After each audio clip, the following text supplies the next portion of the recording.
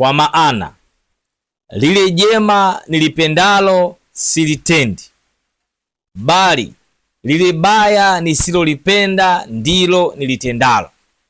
Basi kama lile nisilolipenda ndilo nilitendalo, si mimi nafsi yangu nilitendaye, bali ni ile dhambi ikaayo ndani yangu. Shalom shalom. Bwana Yesu asifiwe. Tumsifu Yesu Kristo. Leo nataka nikuulize swali. Unajaribu kuacha aina fulani ya uovu halafu unashindwa? Ngoja nikupe mfano mapema tu. Wewe ni mvuta sigara, unasema nataka kuacha sigara leo, naacha sigara, mimi sitovuta tena sigara. Unaacha hii ya mwisho, hii ya mwisho navuta hii. Unavuta sigara yako ya mwisho, umeacha. Ikifika kesho unasema tena neno lile lile, jana ile, leo namalizia, ngoja niache, leo naacha. Hivyo hivyo wewe ni mtu wa wanawake tu, wewe ni mtu wa kutafuta wanaume tu, ukahaba umejaa ndani yako. Unasema hii hali imenichosha, hii hali ya ukahaba nimechoka, nataka kuacha. Maisha haya yamenichosha ya dhambi, nataka kuacha. Leo mwisho, leo naenda kujiuza mara ya mwisho, sitaki tena kujiuza. Alafu unakwenda kujiuza leo, unarudi nyumbani, kesho ikifika unasema ngoja leo mwisho, leo ndo mwisho. Yaani hizo mwisho hazifiki mwisho. Hivyo hivyo mtu anakunywa pombe, anataka kuacha pombe, pombe nimeacha pombe. Wenyewe anakuambia pombe aachi bwana, pombe anapumzika. Lile neno lina maana kubwa sana. Sema wanaosema waga walijuaje. Ameacha pombe, mnampe muda tu, atakunywa tu pombe huyo. Anasema nini? Kwamba atakunywa tu pombe huyo, amepumzika, sio kama kaacha pombe. Pombe mtu anaacha? Neno kama hilo. Na mambo mengine mengi ambayo mtu anajaribu kuyaacha halafu anashindwa. Sasa nimekusomea neno la Mungu hapo kutoka kitabu cha Warumi sura ya 7 aya 19 na 20. Lakini unaweza ukaanzia hapo aya 18, 19 mpaka 20. Kuna kitu ambacho Paulo amewaandikia Warumi, anawaambia. Na neno kubwa kabisa ambalo ningependa na wewe pia ulifahamu ni hii aya ya 19. Inasema, kwa maana lile jema nilipendalo silitendi, bali lile baya nisilolipenda ndilo nilitendalo. Unaona? Yeye anasema kabisa lile baya nisilolipenda ndio nalitenda. Na ndio ninachokuambia sasa hizi. Ngoja, unajua kanisani sijaenda siku nyingi kanisani, napaswa kwenda kanisani. Huendi. Hauendi. Lakini ndani yako unajisikia kwenda kanisani, ila hatua ya kunyanyua mguu wako, kuvaa nguo yako vizuri, ukaenda kanisani unashindwa. Unaona kabisa masikini wanahitaji msaada. Kuna watu wanahitaji nguo tu, wanavaa nguo zimechanika, wao nazo nguo nyumbani. Sema hawa wanahitaji kusaidiwa, na viatu nyumbani na nguo siku moja nitawaletea. Na unapita hapa kila siku, pengine njia yako ya kwenda kazini ndio njia kwenda kwenye mizunguko yako, unapita mara kwa mara mahali hapo, lakini kunyanyua tu ile nguo, kutia kwenye kimfuko au vile viatu, kuvibeba kwenda kumpatia mtu ambaye unamuona kila siku, unashindwa. Na mambo mengine kama hayo. Yaani unatamani kabisa, ukiwa mwenyewe unajisemea kabisa, unajua mimi nimezidi uchoyo usio mzuri, ujue huu. Yaani mpaka wewe mwenyewe unaongea ni kwamba uchoyo huu ni sio mzuri. Lakini akija mtu unaficha chakula. Unaona? Lakini ndani yako unasema kabisa uchoyo sio mzuri. Nisikilize kwa makini. Hilo ni tatizo. Hilo ni nini? Ni tatizo. Lakini watu wengi hawalijui tatizo hili chanzo chake ni nini. Watu wengi hawaelewi kwa nini wana tatizo kama hili. Ndio maana nikakusomea mstari kwenye Biblia, Warumi. Paulo anawaandikia Warumi katika ile sura ya 7 aya 19. Anasema nilipendalo silifanyi, nisilolipenda ndilo nalifanya. Lakini chini yake anasema wala si mimi, wala si mimi, si nafsi yangu. Anasema nini? Bali kama aliye nisilolipenda ndilo nilitendalo, si mimi nafsi yangu nilitendaye, bali ni ile dhambi ikayo ndani yangu. Sasa sio mimi nafsi yangu, bali ile dhambi ikayo ndani. Dhambi inakaa wapi? Kwamba mimi ningelikuwa nataka, roho yangu inataka, akili yangu inataka, nafsi inataka kuamua, lakini dhambi imekamata nafsi yako. Nafsi yako inatamani wakati mwingine kufanya, lakini nafsi imekamatwa.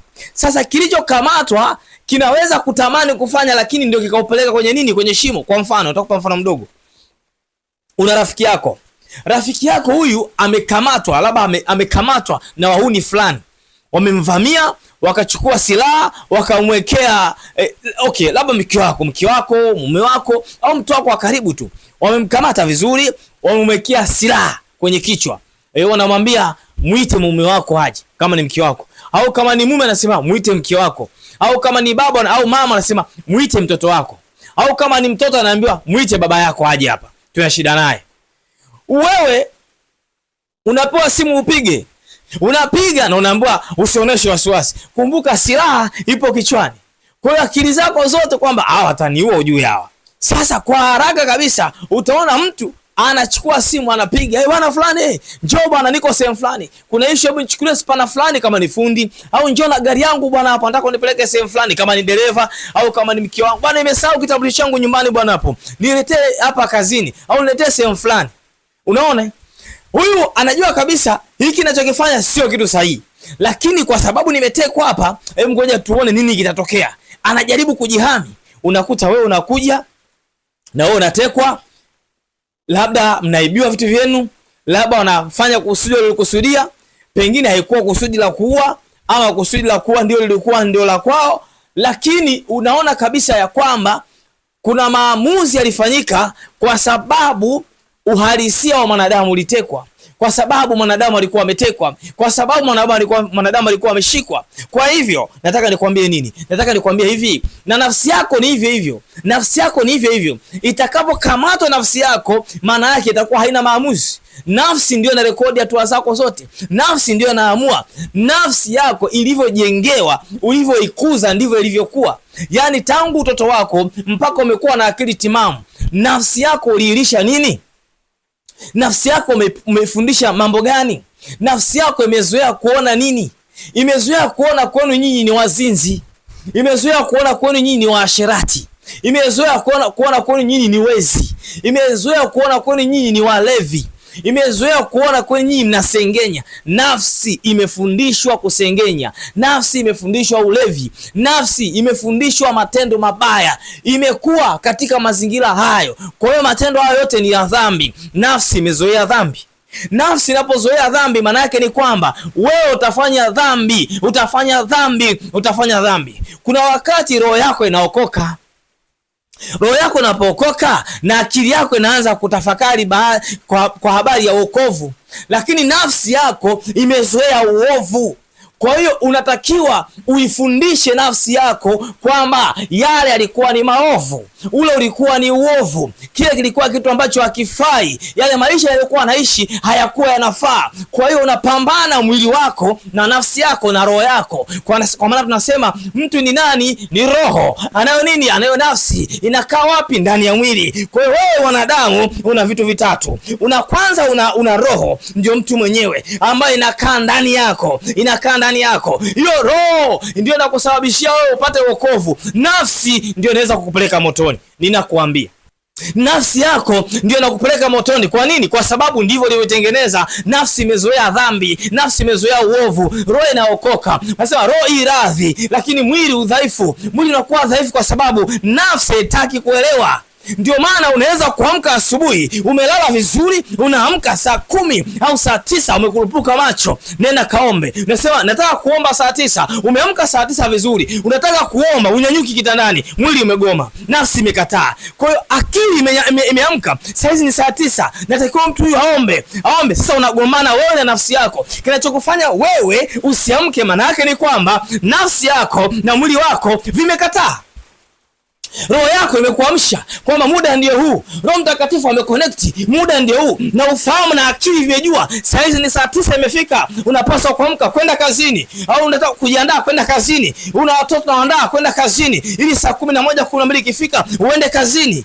Unaamka muda huo, unaishia kukodoa macho, umetoa macho peke yake, alafu haunyanyuki. Unafikiri kwa nini haunyanyuki? Ni kwa sababu roho yako imeamka, akili yako imeamka, lakini nafsi yako imegoma, mwili wako umegoma. Kwa nini? Ndivyo ulivyozoea, na mwili unavyozoeshwa ndicho unachokifanya. Ndiyo maana aliyezoesha nafsi yake, mwili wake, akili yake na roho yake kuamka saa 9 ataamka bila matatizo. Watu wanakwenda kazini mapema, wanaamka bila matatizo kwa sababu umezoesha. Hata watoto wanaosoma siku hizi shule za mbali wanaamka usiku wa manane kwa ajili ya kujiandaa, si ndio? Lakini kila siku wanaamka pamoja na uchovu na kuchelewa kurudi. Kwa nini? Wamezoeshwa. Unapozoesha nafsi, ndicho kitu ambacho inafanya. Sasa nikwambie, na dhambi ni hivyo hivyo. Ndio maana wewe ulishazoea kufanya matendo ya ukahaba, ulifanya dhambi kwa muda mrefu, umekunywa pombe kwa muda mrefu, umefanya uasherati kwa muda mrefu, umekuwa muongo na msengenyaji kwa muda mrefu, umefanya matendo ambayo hayampendezi Mungu kwa muda mrefu. Sasa nafsi imezoea. Nafsi inapozoea haiachi tu hivi hivi. Ndio maana Paulo anawaambia Warumi ya kwamba kila jema anataka kulifanya halifanyi, lakini lile baya ambao hataki kulifanya ndio analifanya. Hii sio kitu ambacho kinazaliwa tu. Hiki ni kitu ambacho kinatengenezewa mazingira. Kwa hiyo mazingira uliotengeneza katika mwili wako, nafsi yako na akili yako na roho yako ndio yanakusababisha wewe leo unajaribu kufanya kitu halafu hakiwezekani. Unajaribu kuacha dhambi halafu unashindwa. Uongo unataka kuacha, unashindwa.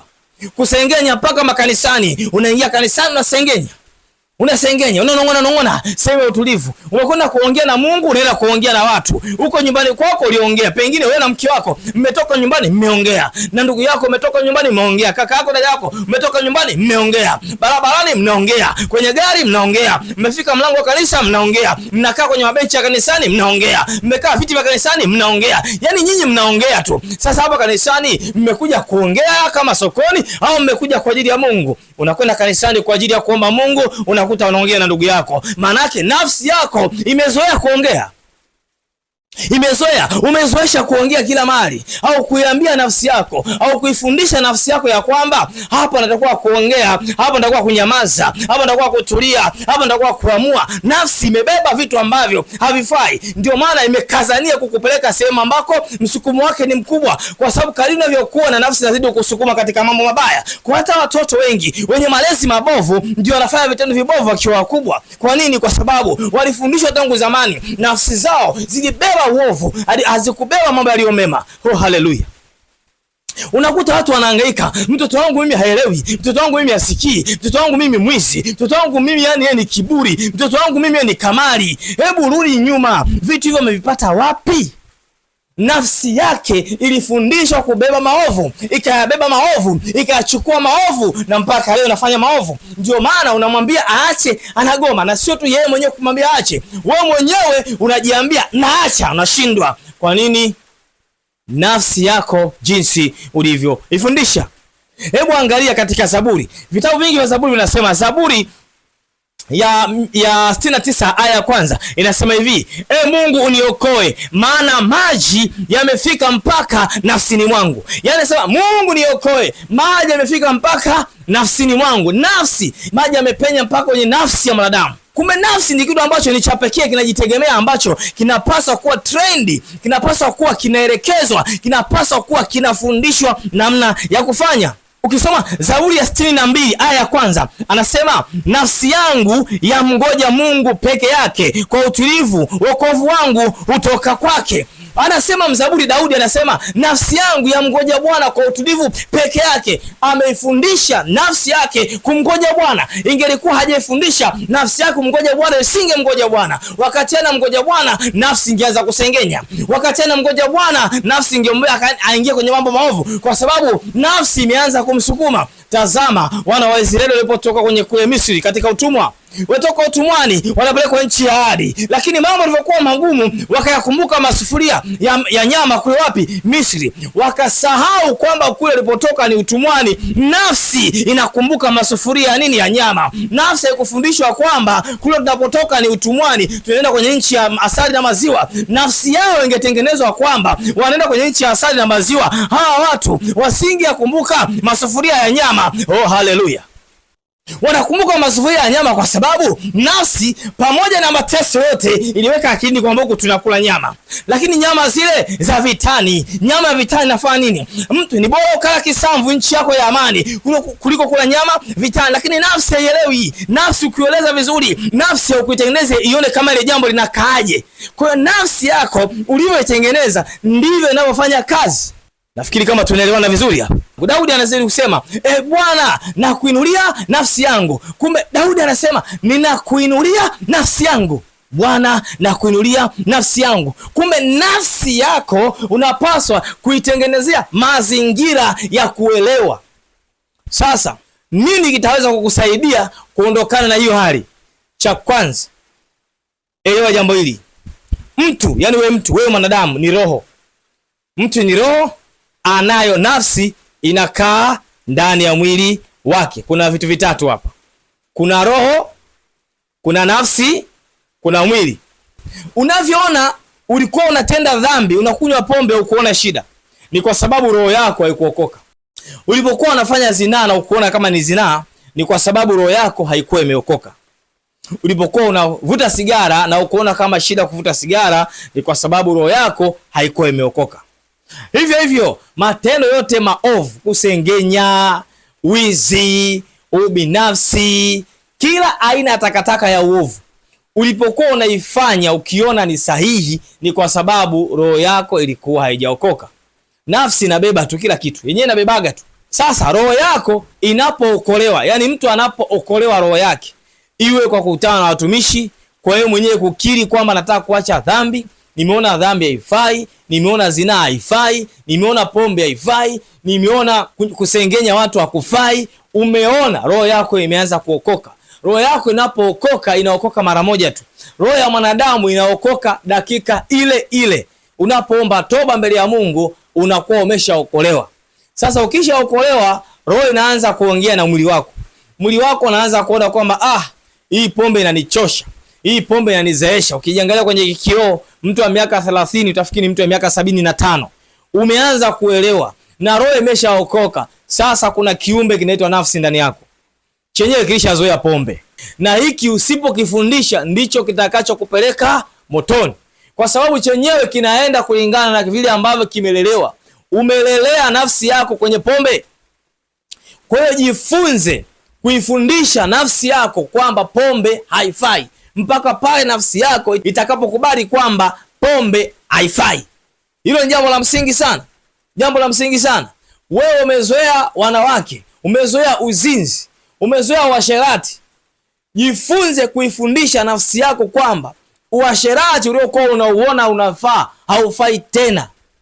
Nafsi ianze kuelewa kwamba uasherati haufai. Hiyo nafsi mpaka ikubali ya kwamba uasherati haufai. Ikisha kubali, ndio leo unaona watumishi wa Mungu kwa habari ya zinaa wamekimbia, kwa habari ya pombe wamekimbia, kwa habari ya masengenyo wamekimbia, wamefanikiwa. Na watu wengine wanakuambia haiwezekani, lakini mtumishi wa Mungu anakuambia inawezekana. Mtu aliyeoa anaweza kusafiri, ameenda sehemu labda kuna shida mahali au kuna huduma mahali, amekaa mwezi mmoja, miezi miwili au miezi mitatu kwa dharura fulani. Mtu anakuambia unakaje miezi mitatu bila mwanamke mwingine? Haiwezekani. Lakini mtumishi wa Mungu anakushangaa wewe unasema haiwezekani kwa sababu ameshaweza. Amewezaje? Alijifunza kuiambia nafsi yake ya kwamba hili ni baya, hili sio la kufatisha, hili ni jambo ambalo linaweza kukuumiza, hili ni jambo ambalo linaweza kupeleka motoni. Ndio, hiyo ndio maana yake. Ndio maana unaona watumishi wa Mungu wameyaweza haya. sio wote. Najua wapo watumishi wa Mungu sio waaminifu, siongelee kwa habari hao, au tuachane nao. Hao nafsi zao pia hazijaokoka. Sio kila mtumishi wa Mungu nafsi yake imeokoka. Watumishi wengine wa Mungu nafsi zao hazijaokoka. Nazungumza na watumishi wa Mungu ambao nafsi zao zimeokoka. Ndio nakwambia, na wewe unapoona kwamba hilo jambo lako unang'ang'ana nalo, umekuwa mbea, kile kujaribu kuacha umbea inashindikana, nafsi yako imegoma, ifundishe nafsi yako kwamba umbea haufai, masengenyo hayafai, matusi hayafai, maneno ya hovyo yanatoka katika kinywa chako hayafai. Ifundishe nafsi yako ijue, ili itakapojua ianze kuogopa kutamka maneno mabaya. Taifundishaje? Mwalimu wa mwanadamu, mwalimu sahihi na mwalimu bora wa mwanadamu ni Roho Mtakatifu. Yesu anapokufundisha mwanadamu, anamtuma Roho wake Mtakatifu aje kukufundisha wewe, aje kukuelimisha wewe.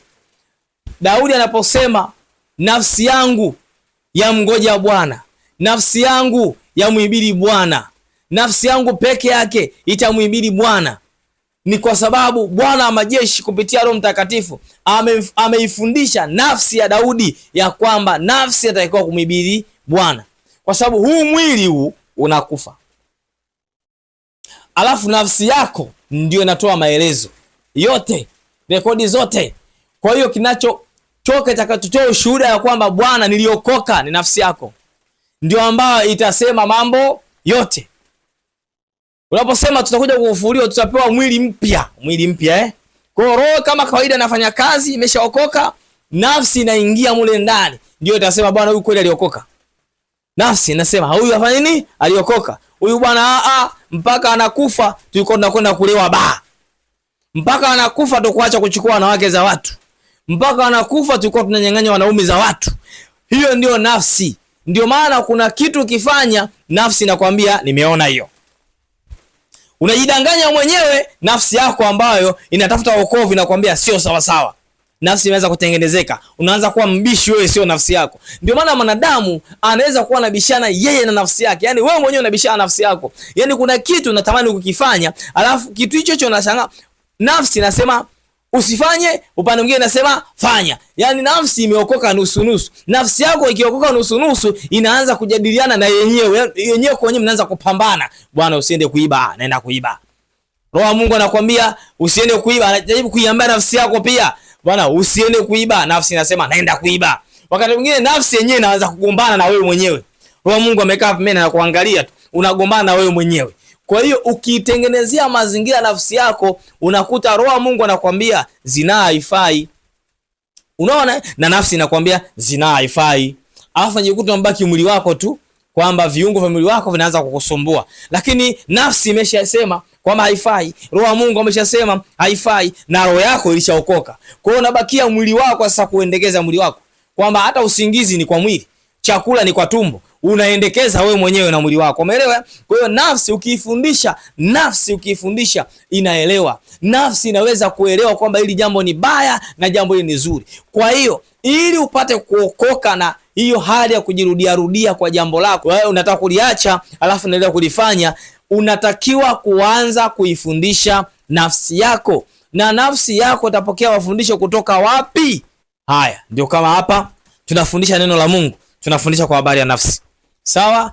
Unaenda kanisani, unaenda kusikiliza mafundisho, unakwenda kwenye makongamano, unasoma vitabu mbalimbali vya dini, unasikiliza nyimbo nzuri za dini ambazo zitakupa ujumbe. Nafsi yako itazoea kupokea huo ujumbe. Mtu unamuona anashabikia nyimbo za ulimwenguni zenye matusi makubwa kwa furaha kabisa, kwa sababu nafsi yake imezoea. Lakini nafsi unapoanza kuikatalia kwamba nyimbo hizi sio nzuri, itafika wakati hizo nyimbo zikipigwa utakuwa unaona kelele. Ni kwa sababu nafsi yako itakuwa imeshajifunza kwamba nyimbo hizi hazifai, nyimbo hizi zinafaa. Kwa hiyo nafsi yako ukiifundisha itafanya kazi sawa sawa. Haleluya! Ndio maana tunasema mikono ya Kristo kwa neno la maarifa. Tunakupa maarifa wewe ambaye leo umekuwa ukijiuliza, nataka kuacha sigara uache, nataka kuacha bangi uache, nataka kuacha zinaa uache, nataka kuacha uasherati uache, nataka kuacha wizi uache. Tatizo nafsi yako.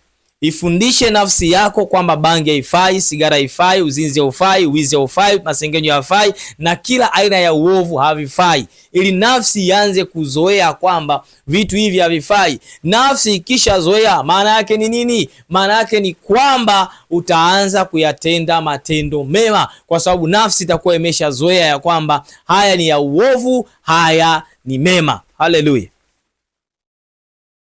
Ninakushukuru kwa kuendelea kufuatilia mafundisho kupitia channel yetu ya Mikono ya Kristo. Mungu akubariki sana.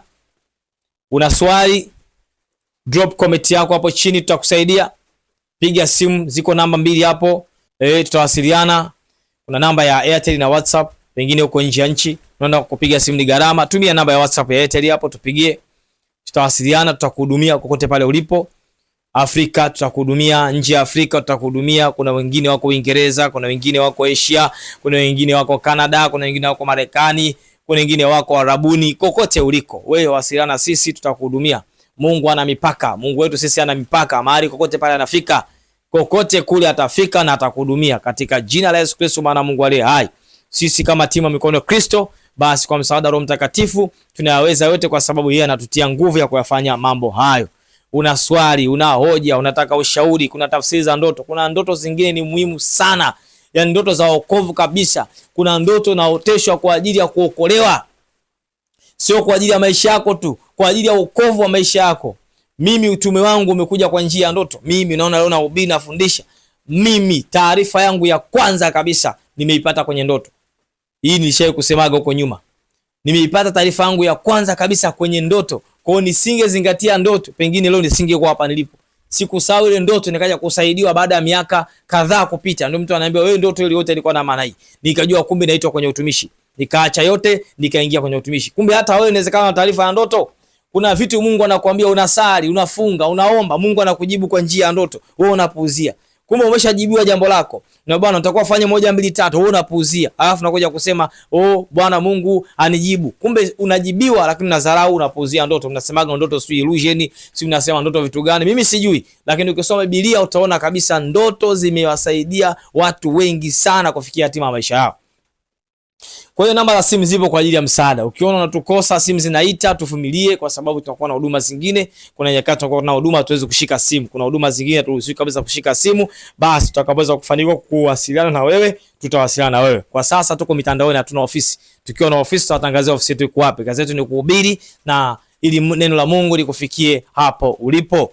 Mungu aendelee kukubariki. Endelea kushare mafundisho yako kwa watu wengine ikikupendeza, na Mungu ataendelea kukuinulia baraka zake. Yamkini wapo watu wanahitaji mafundisho kama haya, hawajui watapata wapi. Wewe umelipata, unaweza kumtumia ndugu yako. Wewe bwana, kuna kitu kinakusumbua, unataka kuacha pombe, sikiliza hiyo.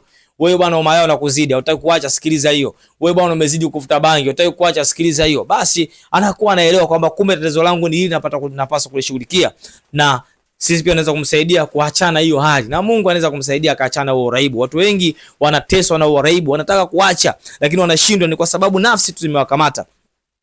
Dhambi imekamata nafsi yake naye anashindwa kuacha. Basi mpaka kufikia hapa ulikuwa na mimi mtumishi wa Mungu Norbert Simoni Mpunga. Hadi wakati mwingine, kwaheri ya kuonana.